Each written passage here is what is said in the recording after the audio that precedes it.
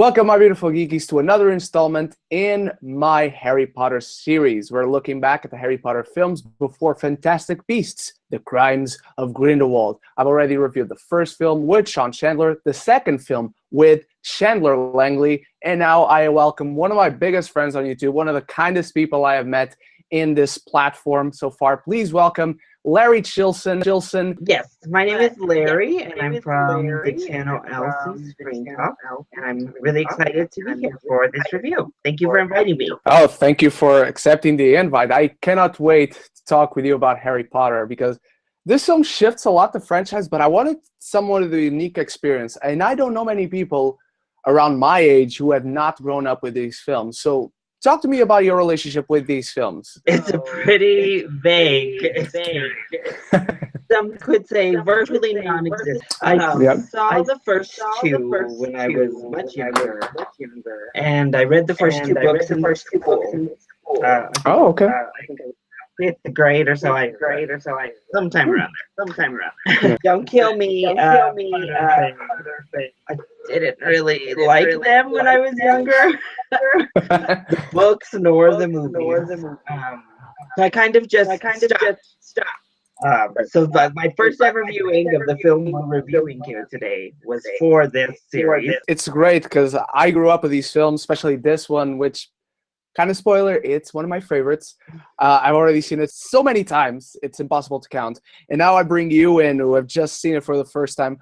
So what did you think of the darker tone compared to the first two? Because for me, growing up, this was a film that changed it all. I mean, everything about the first two is, I don't know if ignored is the right word, but this film goes so much darker, but at the same time, it's so freaking gorgeous to look at. Every shot in this film is layered with craft and talent. The cinematography might be the best out of all of the 8 films in the Harry Potter franchise for me. Yeah, that was a big takeaway for me watching this third one, was just what a jump in quality across the board it is from the first two films.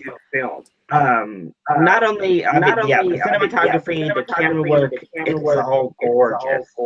But even the special effects, I think, really I think they finally started getting how to do the flying sequences. The Quidditch creatures were gorgeous, beautiful. And it has a completely different tonal, color palette. That's very true. What you said about the Quidditch sequences is so true, because this film only came out a year after the second one, but the visual effects are years beyond the previous two. A person watching it today wouldn't be able to tell, because even in the Quidditch sequences, there's a sequence where it's raining, and just to see the depth. To me, there's a thing that attributes the original two films, which is the initial sequence of Harry at the Dursleys' house, and he makes that woman pop up like a balloon, and she goes up and up and up, and he just doesn't take shit from anyone. He leaves the house, and he's waiting for this bus at night on this very lonely street, and then there's this dog that I remember I wanted to jump to the row behind me in the cinema because I was afraid of this dog. Just this editing in this scene just lets you know this is kind of going to feel like a horror movie at times, and it does. I noticed that too. Even when it was kind of hokey at the beginning, with the balloonness or that little head in the bus. The head end, fun and funny. And the imagery is just so dark right off the bat that you're like, oh, okay. Immediately you're in for a tonal shift. So I think the first two, they have moments of horror leanings where they're going through corridors and such, but it never gets close. Yeah, there are definitely scenes that kind of dip their toe into it, but this film is full-on darkness. This is what the wizarding world truly is like. That goes to the whole story, to me at least, because the whole story is basically about a murderer who is now out, and he's coming after Harry, supposedly. And then you have the freaking Dementors, which to this day just send shivers down my spine, especially in that first scene, which we'll talk about in a bit. But how do you feel about the whole story and the Dementors, Larry? Yeah, I think this also did a really good job of misdirecting. There was no of where Sirius Black is going to end up by the end. And basically you're in a wizarding world. So, you know, really, and just the rat is the person. Getting into the end of this movie, Gary Oldman, in those posters, like the moving posters, it's like, oh my god, this guy is pretty scary right off the bat. Looks like he can do some real damage here. But the Dementors were really cool. Every time they came on screen, it was very Lord of the Rings-esque. And I think this is the first time I've really realized, because I've never understood why there was this kind of weird correlation between Harry Potter and Lord of the Rings. Because somebody who hadn't watched Harry Potter, but I've seen all of the Lord of the Rings films.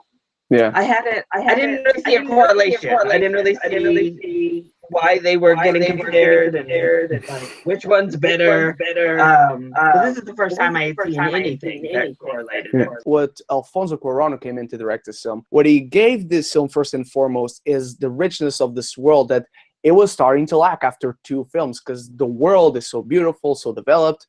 And then you have the second film, and then it starts lacking something new. But there are little moments in this film, like Harry and his friends eating beans in the bedroom because they're roommates. There's a moment where Harry flies Buckbeak, and then you have the hippogriff just throwing its claw into the water. And these moments, they don't necessarily mean anything to story in the film, but they add, to me at least, an extra layer of reality, of relatability, and basically of everyday life to the lives of these kids who are living these fantastic adventures in a world we wish we could live in, maybe. Yeah, and I think he took us to new locations, too. Whereas I think the first 2 films were really kind of confined inside of the school, and every now and then you pop out. But this one, you know, we go down to Hagrid's like little shack quite often. We're out by that lake. Even his class out in the forest. Let's go into you spoke of new location, and it's not necessarily a new location, but it had a new look to it in this film, which is the train sequence. In the first 2 films, it's oh hi and hi to meet you again, and they order some candy, and the sun is shining on the outside and whatnot. In this film, it's foggy. In this film, it's cold, and in this film, the train stops, and in come the Dementors. And you just see that claw coming into the door, and it's so damn creepy. You start really fearing for Harry's life, which looks like it's about to end at any moment. Yeah, and I think that's when I knew the visual effects were going to step it up a notch. When we got that ice effect coming in and the Dementor coming in, I was like, oh, okay, we're stepping up our game in this film. Yeah, I love that sequence, and I love it not only because, well, it's exhilarating because when you fear the Dementors as a kid, you feel the shivers down your spine. But this scene also introduces us to one of the coolest characters in the franchise. I would put it as the Han Solo of the Harry Potter franchise, Remus Lupin, who just snaps out of his sleep, boom, you're gone, Dementor, I'm the boss, and then here's some chocolate, Harry. That's a badass moment right there. Yeah. It was a really interesting werewolf design for him too. I don't know if you were planning. Oh yeah. No, whatever you want to talk about. Yeah, but especially up against the dog. But having his like werewolf look so different than most every other werewolf depiction we've had, I'd say. Yeah, I do love it because werewolves are always kind of that body horror monster that are always looked at as a curse. But at the same time, this is maybe the only one, or at least one of the very few, where you actually look at the werewolf and you don't think it looks cool, and you don't actually wish you could turn into a werewolf. He looks sick. He looks like he's dying. He looks like anoretic and stuff. And again, it worked well because having a werewolf against kind of just a regular dog, I think it would have been too muddled, and I don't know. But especially it was a nice obvious crafted callback to the lesson plan. But to see it kind of come to life in the fashion that it does with the two characters at the end, I mean, it really kind of put it into perspective of this one is clearly not in control of themselves. They don't not necessarily want this. They're an uglier beast. And then the other one is kind of cooler. Is able to control it. Is able to want it. So I thought it was a visual nice nice representation of that. And speaking of creatures, am I the only one who loves Buckbeak? I just want this freaking hippogriff in my garden as a pet. I want to fly it. It just looks so gorgeous. Again, to your point about the visual effects. No, I completely agree. Of course, they don't actually show it. But again, they don't actually show it. Aspect of this film being much darker. I was just like traumatized when they executed it. Oh yeah. I was like, oh my gosh, what am I watching? But yeah, it was a beautiful design. It was a really beautiful creature. Yeah, they did a good job there as well. Making you connect to it in a short amount of time. Definitely agree. And let's right now transition, because Buckbeak is kind of a character and he comes back eventually in the films, a little bit at least. So let's go to characters, because you and I mentioned quickly that Harry has good development right from the beginning. And you see in this film, he's not taking shit from anybody, not from the Dursleys. He does take shit from Malfoy in the scene where Buckbeak is introduced, because he just stands up to him. And also development from Hermione, who has probably one of the coolest scenes in this film when she just straight up punches Draco in the face. Yeah. I still laugh so much at that scene. Yeah, so Harry is definitely coming into his own, both as a wizard and as a person. And that's really kind of cool to see him develop. I think Ron maybe had the least development out of our main three. Yes, in this film, I would agree. I think you start seeing him argue with Hermione, not necessarily as just friends. Something is happening there. They just don't realize it. But as an individual, I do agree with you. He probably gets the least amount of development in this one. Yeah, and then Hermione, I think she gets more subtle development. I don't think. Well, obviously she gets to do the whole time travel thing, so she develops as a wizard. But also, we've seen the shades of it throughout the story. Her bravery and like being willing to break the rules. But yeah, now she's punching people and really kind of finding her own, not being as intimidated about maybe her background and her parents. And kind of realizing that as well, which is nice. Yes, and one other character that gets a lot of development and is introduced in this film. He's probably my second favorite character in this franchise, and he's played by one of the greatest actors living today, Gary Oldman, playing Sirius Black. I love this dude. I love his story. I love that he's scary in the first half of the movie for us, and then boom, he's the sweetest, coolest guy ever. You just want an uncle like him, and he even invites Harry to live with him, and you just know that that will open so many possibilities for Harry for a better life. Yeah, I thought his character was really great. As I said, I really enjoyed the misdirect on his character. Once we get to see him, it's a much different story. And he's heartbreaking even. Yeah, it's a really sad story, as well as Lupin, who gets a cool development story. That little moment of like, oh God, is he evil? When he comes to the aid. But no, I agree, because then the fight that you mentioned ensues, and we just think that, oh no, what's going to happen now? And then the film takes another twist, which just blew my mind at the time. It was like, what the hell is going on?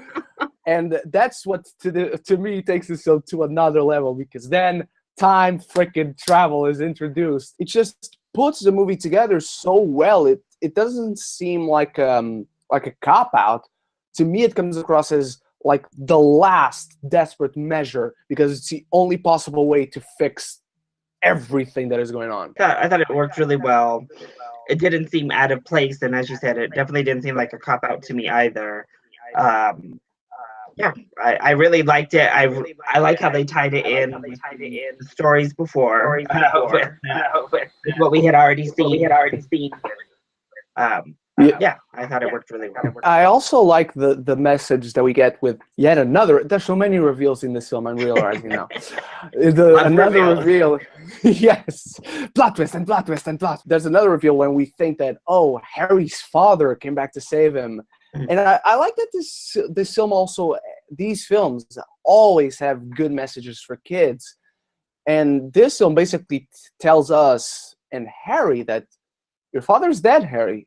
he's not coming back, and you have to fend for yourself because there's no way for your parents to save you now, even though they eventually do, but still. Well, there you go. But no, it is a really nice twist of a story to have Harry be the one who saves himself. Quite literally, but also that figurative, deeper message underneath. I love everything about this movie. Not gonna lie, I don't have any negatives, but please, sir, if you do have any negatives, just go ahead. The floor is yours. So I just obviously wanted to touch on the Dumbledore actor switch having to take place in this film. Yes. Unfortunately, I found it a little bit jarring because obviously the look is the same. But this Dumbledore is much livelier. He's much more awake. I agree. I agree. Like, oh, okay. And then the rest of our professors. I didn't look it up, which shame on me. Is that Emma Thompson? Yes, it is, but it doesn't look like her, so I can't blame you. I was like, I'm pretty sure that's Emma Thompson, and I meant to look it up, and it slipped my mind. I thought she was great in this movie because she obviously the makeup department and the hair and costuming did wonders for her. But her as this like really kooky, crazy professor was fun. I really like Maggie in all of these films. Oh, she's wonderful. She's so good in this role, which is to be expected. But it's Maggie Smith. I love her in this role throughout the series so far. I actually really like Snape. Yes, I forgot to mention that. This is the first film where, without knowing what's coming ahead, you really like Snape because he has that moment where he protects the kids, and it's really cool to see. Again, development for characters that don't necessarily get to shine so much, but you're absolutely right. And it's a really cool thing to kind of just see his true character because obviously he's mad. He's coming after Harry to grab him. Because Harry did just like blind slide, like slam him down below. So he's mad, but it doesn't stop him from doing what's right, from protecting and shielding the kids, from being that kind of teacher, professor figure. So I think that was a really cool moment to have. I guess a part of me is wondering which part of my stuff might get answered immediately within the next film, but I'm like, okay. I know that they're saving the world and such. Didn't really save the world in this one necessarily. No, they saved the wizarding world, I would say, but not the Muggle world. Two people. Yeah, they saved the Hippogriff and then they saved Black. Mm-hmm. But I'm like, okay, is there going to be a consequence for Harry attacking a professor? That's one of my first questions. Snape wasn't really in the wrong in what he was doing. He wasn't out of line. Harry didn't really talk too much. I mean, I don't know that Snape would have listened. So he knocked him out. But I'm also a little bit like, oh my. This one, I think, I just need to kind of continue. Because I feel like it'll probably be answered. But part of me is just like, how were all of these people so clueless, I guess, between Dumbledore and Professor, is it McGonagall? It will make sense. It will make sense. Because I'm just like, even talking in private, they were very clueless about the whole situation with Black, and why everyone's thinking he's a devout person to Voldemort.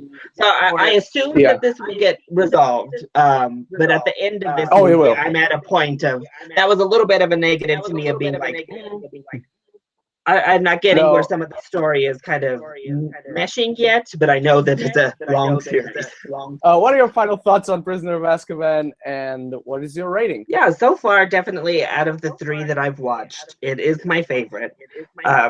From a technical standpoint, I think just having it elevated as much as it was definitely helped. Going back and watching those first two, I was like, I need to give it a shot. These are very old films. Yes. Special effects aren't negatively like taking me away. Just kind of like, ooh. Yeah. This one fixed all of those problems. The directing, I think, in general, was just a little bit more sophisticated from a filmmaking standpoint all around. And surprisingly enough, I think that this one, as dark as it is, had the lowest stakes for me out of the first three movies. I think the story felt bigger, but the stakes felt somewhat smaller. But yeah, overall, I really like this film. I really like the dynamic between our three main characters and their professors. I like being introduced to all of these awesome creatures. I think that's partially why I enjoyed Fantastic Beasts as much as I did personally. So out of a score, I would give this, I think definitely, I don't know, maybe like a 8.5 out of 10. Okay, that sounds great to me. To me, just the film flows so well. And the finale just gives you an entirely different perspective of it all. A second viewing is so much more rewarding. Prisoner of Azkaban, to me, gave the Harry Potter saga a whole new level of characters, of depth, of acting, directing, editing, cinematography. It just brought the whole franchise, the whole world up a notch. And even if somebody doesn't necessarily like the first two films, it's rewarding to watch them just to have this, let's call it, small conclusion to what has happened so far. I am most definitely going to give Harry Potter and the Prisoner of Azkaban an A+. So that was our review of Harry Potter and the Prisoner of Azkaban. And Larry, where can the people find you? So I review movies here on YouTube. That's my main thing I do. And my channel name is LC, which stands for Larry Chilson. That wasn't clear to people, I guess. And then LCScreenTalk, because I talk about things that you view on the screen. But you can also find me on Twitter and Instagram at the same handle. Across all. That's amazing, everyone. I'll leave Larry's links in the description below. You know all my social media. Come back for more Harry Potter reviews. Larry, thank you so much once again for being a part of this. And I'll see you geekies in my next reviews. I'll see you there. So until then, you stay beautiful, you stay geeky, and if you haven't done so yet, subscribe to me, subscribe to Larry, so he can be geeky united.